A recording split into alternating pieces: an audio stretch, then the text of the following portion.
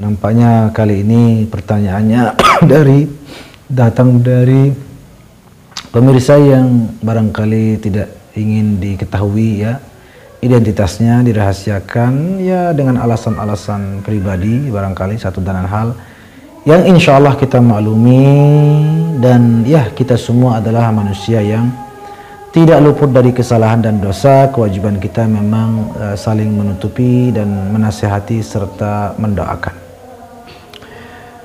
Pertanyaannya, bagaimana apabila, sampai saya pun bingung juga membacanya saking beratnya, tapi tidak mustahil karena lagi-lagi baginda Nabi SAW tidak mewariskan kemaksuman. Jadi beliau itu maksum tapi tidak menurun kemaksuman itu. Kalau sudah tidak menurun, maka tidak mustahil jika keturunan beliau berbuat dosa atau berbuat salah. Taib. Nah, jika kesalahannya seperti tadi, seperti yang ditanyakan oleh penanya, pertanyaannya di situ apakah masih dikatakan cicit Rasulullah anak tersebut?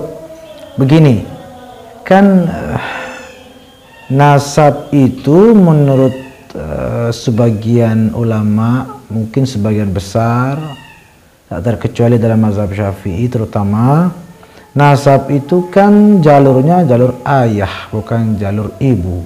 Sementara anak tersebut tidak diakui ayahnya, dia tidak berayah, dia hanya beribu, ya.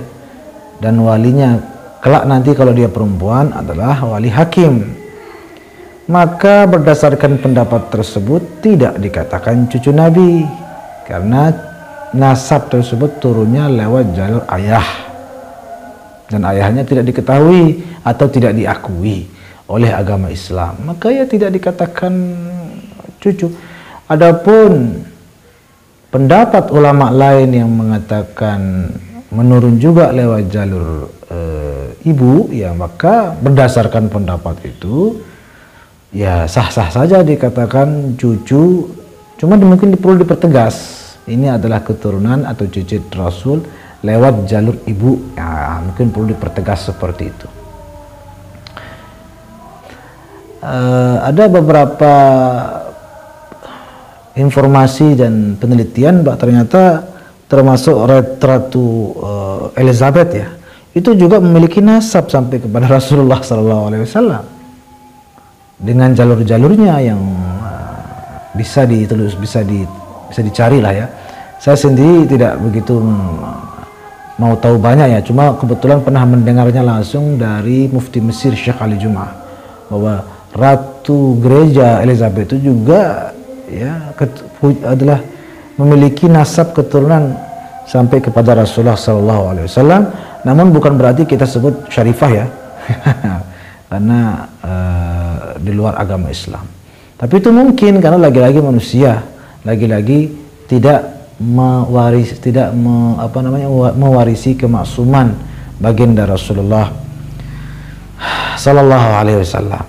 Nah, begitu juga halnya dengan apakah dia boleh menerima sedekah atau tidak boleh. Memang dalam mazhab Syafi'i, sekali lagi terutama mazhab Syafi'i dan mazhab-mazhab lainnya, haram hukumnya keturunan Nabi, keluarga Nabi menerima sedekah, haram.